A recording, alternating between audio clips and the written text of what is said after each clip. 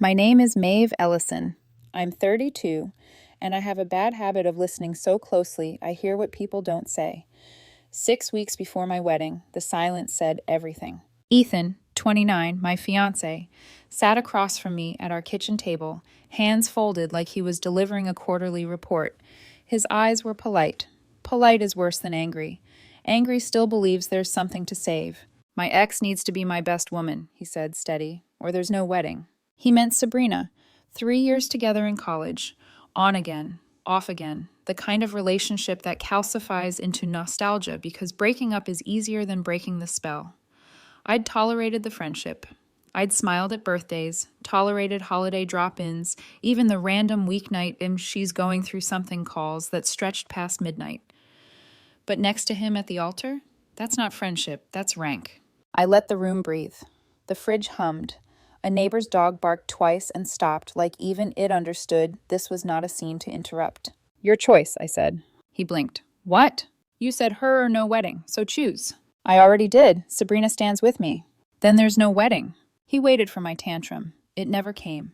I stood, rinsed my cup, and walked to my office.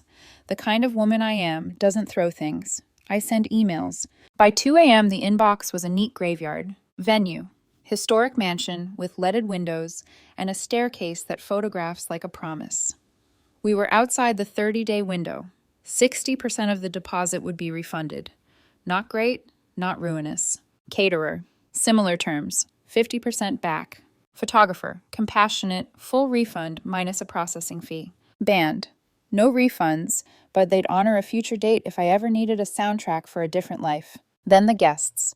Dear friends and family, due to irreconcilable differences that have recently come to light, Ethan and I have decided to cancel our upcoming wedding. We apologize for the inconvenience. If you've incurred non-refundable travel costs, contact me directly. I'll do my best to help. Total spent, $28,000. My contribution, $14,000. Recoverable, about $8,500. My loss, $5,500. I made a folder labeled Cancellation Final, saved every receipt and confirmation, and watched the progress bars reach 100% like closing eyes. At 8:07 a.m., Ethan tried 12 times to call. I let my phone face down on the desk. I wasn't avoiding him. I was listening for the part of me that wanted to fix this. It stayed quiet. By noon, he used his key. I had installed a door chain the night before. The chain caught.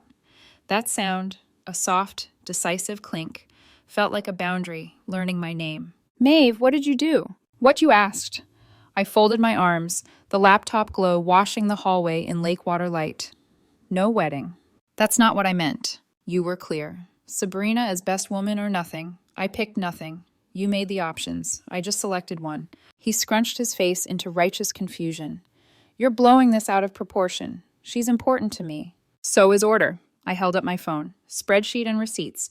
Your half of the losses come to $5,500. I'll need it within 30 days. You want me to pay you? We split costs equally. We split consequences equally. His silence turned the shape of a dare. Then anger softened to pleading. What if she's not best woman? What if she's just in the party? Yesterday it was your hill to die on. Today it's a molehill. Fascinating terrain shift. I was emotional. I noticed. I was logistical. He dragged a hand through his hair. You're really canceling our wedding over pride? Over priorities, I said. Yours were just ranked out loud. He left with a promise to talk later. Later has a way of arriving sooner when pride needs an audience. It showed up as his mother.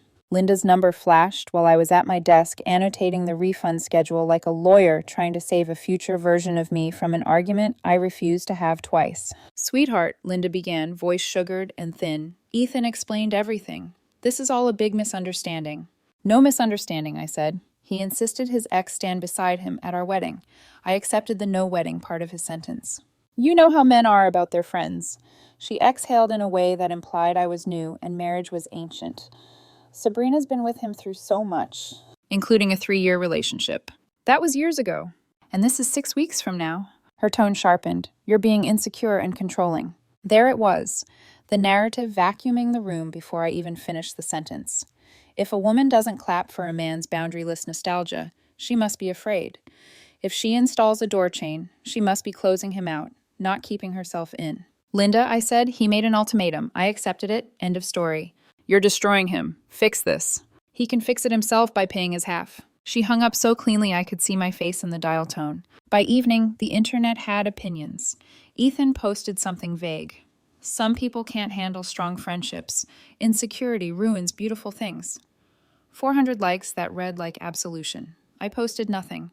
When friends messaged, I replied with one sentence. He demanded his ex be his best woman, or there was no wedding. I accepted no wedding. Most people understood. A few suggested compromise. I stopped responding there. I don't negotiate with ghosts standing at my altar. The next day, security called from my building lobby. There's a Sabrina Cole here to see you. Should we send her up? I almost said no. Curiosity isn't a virtue, it's a fuse. Send her. She walked in like a memory knows which rooms it used to own. Tall, curated, with that effortless alumni weekend shine. She didn't sit. We need to talk, she said, the pronoun inclusive on purpose. We don't, I answered, and gestured at the chair anyway. I get that you're uncomfortable, but Ethan and I are just friends, I finished, because scripts like to hear themselves. Exactly. Nothing would have happened at the wedding.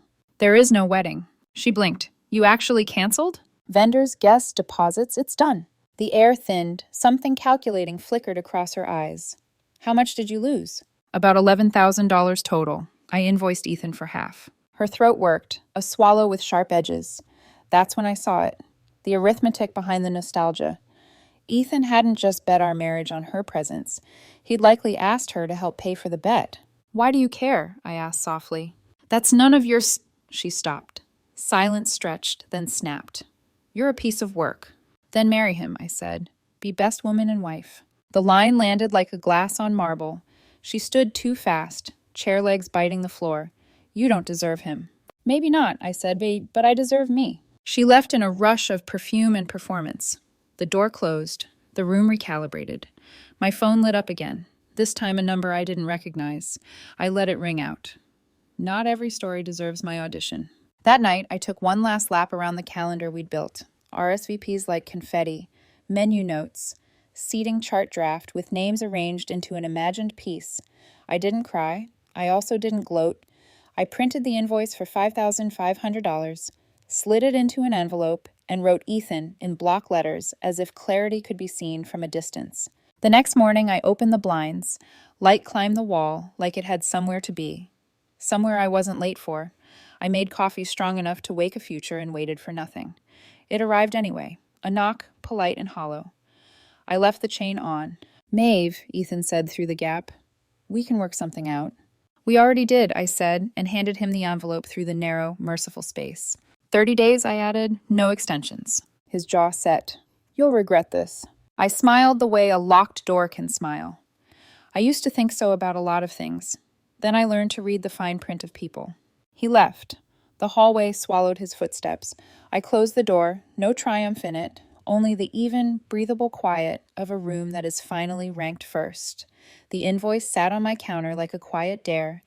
$5,500, due in 30 days. Boundaries don't work unless they bill.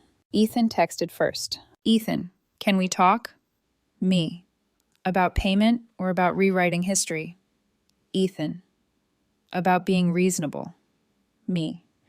Reasonable was 4 years of me pretending your ex at every holiday was normal. We're past reasonable. We're at receipts. 10 minutes later, the building intercom buzzed. I didn't answer. A minute after that, my phone rang with Linda's name again. This time the voice already revved. Maeve, you're humiliating us, she said. Ethan's devastated. He made an emotional request, and you punished him.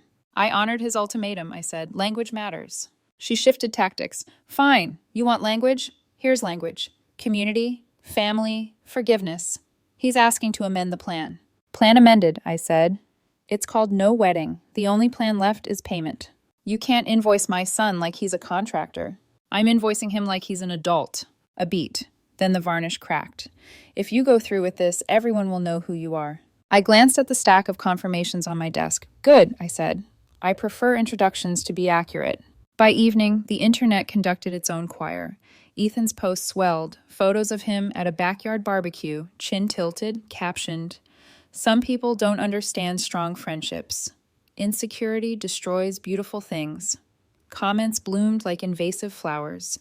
You deserve better, King. If she can't handle a woman in your life, she's not the one. The word insecure travels faster than any fact. It's the emergency exit people use when asked to act like adults. I said nothing publicly. To the DMs that arrived from mutual friends, I sent one sentence, unseasoned. He said, Sabrina as best woman or no wedding. I accepted no wedding. Most responded with some version of, I get it. A few offered advice disguised as neutrality. Couldn't she just stand at the back? Maybe no bouquet? I stopped replying there. I don't debate seating arrangements for ghosts. The next morning, HR pinged me. Heads up, a visitor is asking for you in the lobby. Lobbies have a way of turning private stories into matinees. I took the back stairs. Sabrina stood in the glass like a magazine had learned to breathe. Blazer, ponytail, a face trained for sympathy. She approached with the restraint of someone who'd practiced the walk. Ethan's spiraling, she began. Not hello, not do you have a minute, just the thesis. We need to stabilize this. We, I said, and offered a small, polite smile. Which part of X includes administrative authority? She didn't flinch. We're trying to land the plane. You set it on fire. Airlines have rules about who gets to sit in the cockpit, I said. I canceled a flight you were insisting on co-piloting. Her jaw eased into something like pity. Maeve, you're making this about jealousy. I'm making it about rank. I stepped closer. And invoices. She blinked. He mentioned the money. Of course he did, I said. Money is where sentiment goes to get measured. Sabrina hesitated, then lowered her voice. Look, Ethan asked if I could help him cover his half. He's tapped out this month with some other expenses. I said I'd consider it. That's generous, I said, and let quiet do the arithmetic. And strategic. Her chin lifted. It's called friendship. It's called subsidizing an ultimatum. That's when her expression fractured. Not anger, calculation. She saw it the same way I did. If there were real stakes, they would eventually become real blame. And she had no interest in holding the bag that proved she'd always been standing closer to him than anyone admitted. You don't have to be cruel, she said softly. I'm being clear, I answered. It only looks cruel to people accustomed to fog. She left before the lobby security could pretend to busy themselves. Up the stairs again, I felt the slight tremor of adrenaline leave my hands. Clarity costs energy. I paid it gladly. At my desk, a colleague slid a coffee toward me. Rough morning? Just pruning, I said. That afternoon, Ethan finally asked for the only meeting that mattered, the one with numbers. He arrived with his laptop and a look he wears when he's playing Reasonable Man on TV. Okay, he said, sitting at my dining table. I'll wire you $2,000 today and the rest in a couple of months. That's not the agreement, I replied. It's how I can make it work. That's what you say when you're asking for a favor. This isn't a favor, it's a split. He exhaled hard. I didn't think you'd actually cancel. That was the problem, I said. You built an ultimatum like a treehouse. You expected me to climb, not cut it down. He rubbed his temples. Does it matter to you that Sabrina and I were just friends? That nothing would have happened? It matters to me that you insisted the one woman you once slept with stand beside you while you promised me the rest of your life, I said evenly. It matters that when asked to choose the order of things, past comfort or present commitment, you chose nostalgia on stage. He tried a different corner. You could have talked to me. I did, I said, quietly, for years. His eyes flicked to the envelope still on the counter like it might break into song. I'll see what I can do. 30 days, I said, no extensions. He left with a half-hearted hug attempt that landed on my shoulder like a moth. The door chain clicked and after him, a metronome calling time. The next wave came through an unfamiliar number. I let it go to voicemail. The transcript preview read, Hi Maeve, I'm Noah, Sabrina's boyfriend. I stared at his name for a full minute, not because I was surprised he existed, but because his existence had never been permitted to exist in the narrative.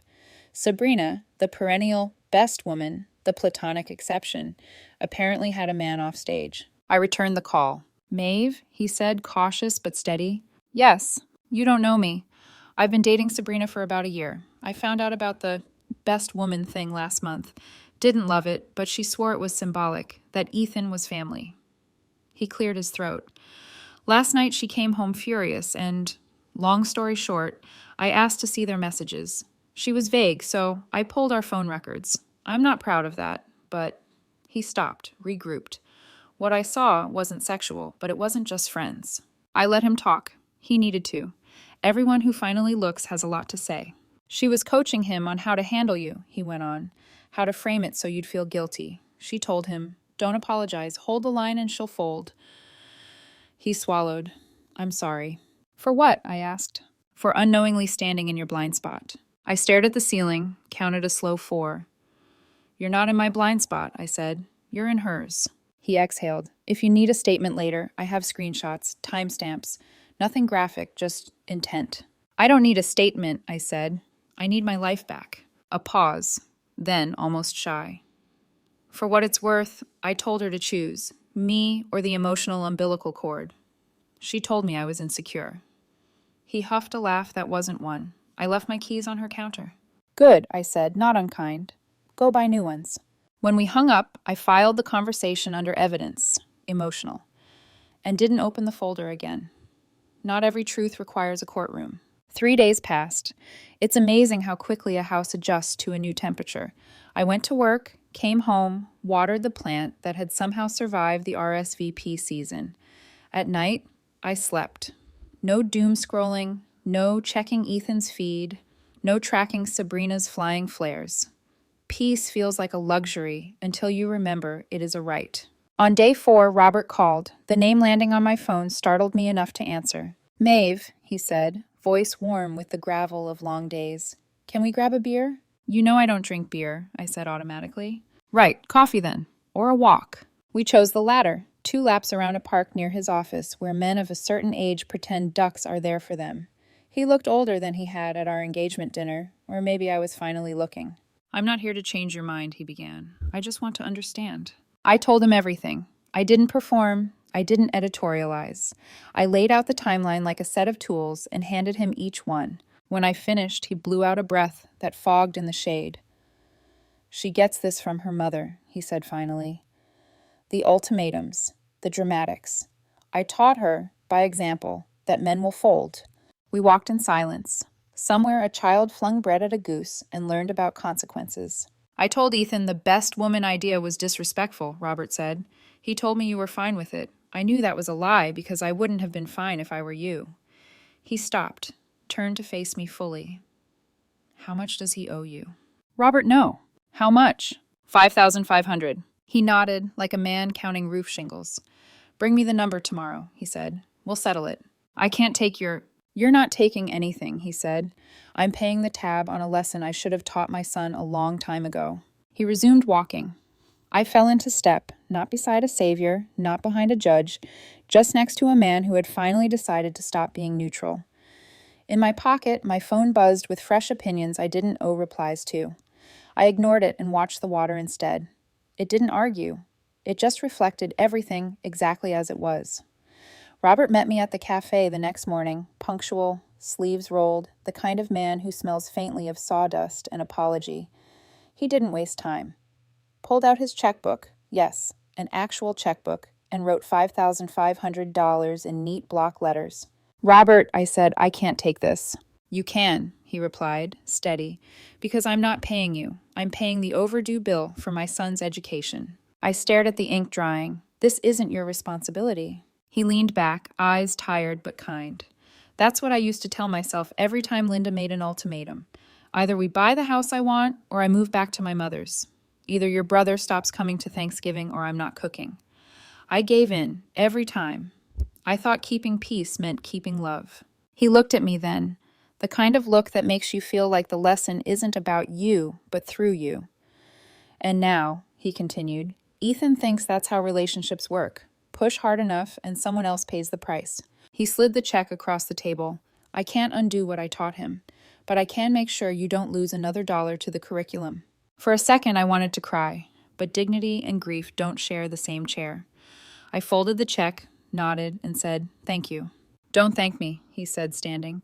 "Just promise me you'll keep choosing yourself. He needs to see that someone can." That night, I deposited the check, then sat in my kitchen under the humming light, realizing it wasn't about money. It was about repair. Someone finally picking up the emotional tab for a generation of enabling. Ethan must have felt the shift, because 2 days later, his tone changed. The texts softened. "Ethan, can we talk without lawyers and ledgers?" Me. We never needed lawyers, just boundaries. Ethan, I miss you. Me. You miss control. It's not the same. He didn't reply. Silence, finally serving the right side. But the story wasn't done unraveling. At 10 p.m. the next night, my phone buzzed again, an unknown number. I almost ignored it until I saw the message preview. Hi, it's Ashley. You don't know me, but you should. I hesitated, then answered. Maeve. Her voice was sharp, the kind honed by disbelief. I'm Ashley, Sabrina's ex. Well, current ex, as of 2 hours ago. I leaned back. That sounds complicated.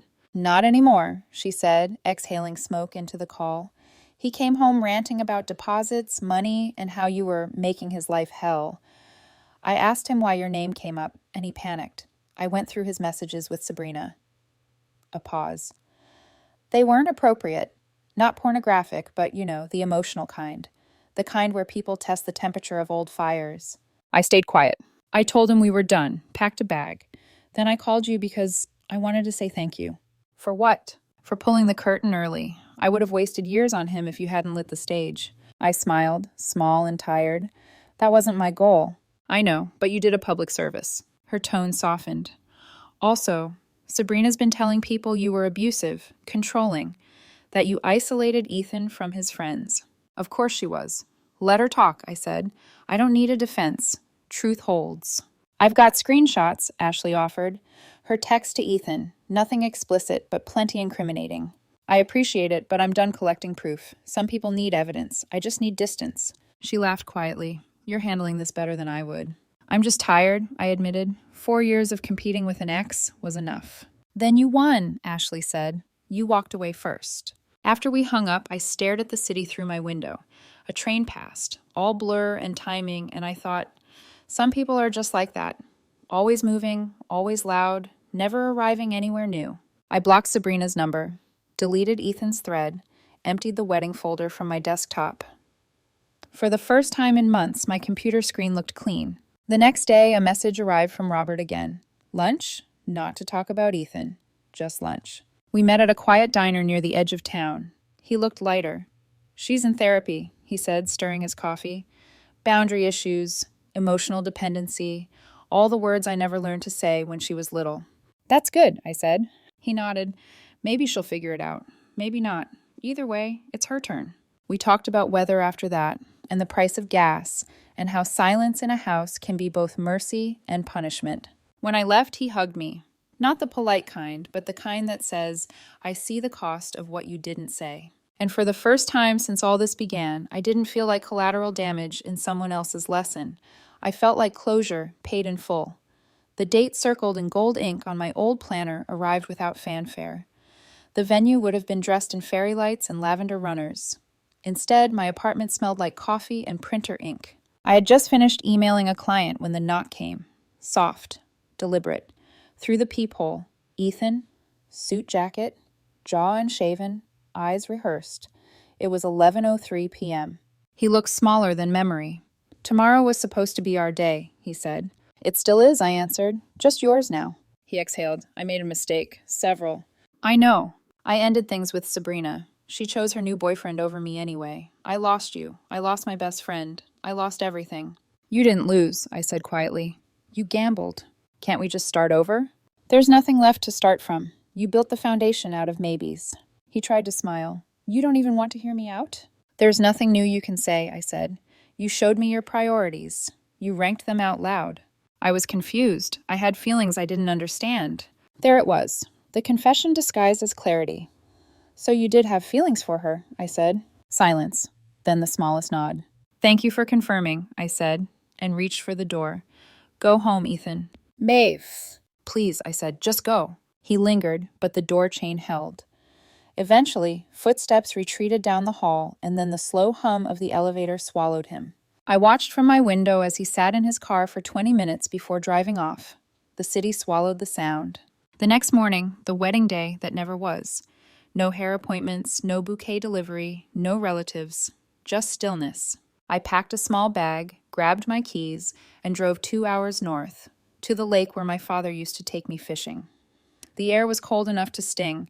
I sat on the dock with coffee in a thermos and watched the light climb across the water. Peace doesn't arrive like music, it arrives like the moment after a door slams, the echo fades, and you realize you're still standing. That afternoon, a message from Robert blinked on my phone. Thinking of you today. Proud of you. I smiled, typed nothing back. Some gratitude doesn't need witnesses. Weeks passed. Sabrina and Ethan reportedly patched things up for a minute before unpatching again. He moved back in with his parents. Linda still posted about men who can't handle strong women. I blocked her. Robert sent a postcard from a road trip, just a picture of a highway and the words, "Freedom looks good on you." It did. I sold the engagement ring a month later, used the money to book a solo trip to Iceland. The Northern Lights looked exactly like forgiveness, loud, bright, fleeting. I posted one photo. Within minutes, Ethan viewed my story, still checking for a version of himself in my new sky. People sometimes ask if I regret it, if letting him walk over one stubborn demand was worth the cost. Absolutely. Because the second he made that ultimatum, he showed me who he was. Someone who would hold love hostage to keep his past alive. Someone who would rather lose a future than draw a boundary. The wedding would have been beautiful. The marriage would have been a slow disaster. I saved myself years of wondering what friendship meant at midnight, years of standing third in my own story, years of apology disguised as understanding. $5,500 was the tuition for a degree in seeing clearly, worth every cent. When someone shows you their priorities, believe them. When they hand you an ultimatum, hand them the door. And when the lock clicks, that sound is freedom choosing you.